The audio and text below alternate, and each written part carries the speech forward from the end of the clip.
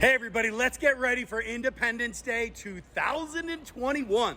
Talking about the second annual chili dog eating competition to benefit the American Legion Post 38 right here in downtown Fort Myers. Did you know they help up to 200 veterans a month right here in our community?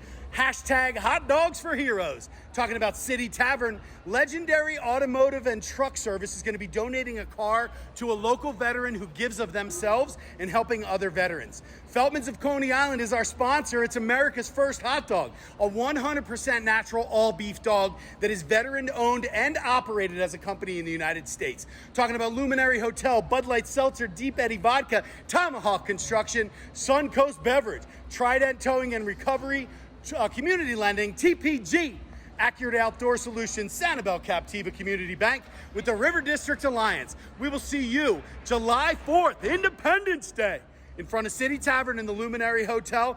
I'm going to be judging the hot dog eating contest with a whole bunch of really fun people. These guys are giving away cars, talking about hot dogs, and the 4th of July. I will see you guys at City Tavern on July 4th. Bring your fireworks and your appetite. See you then.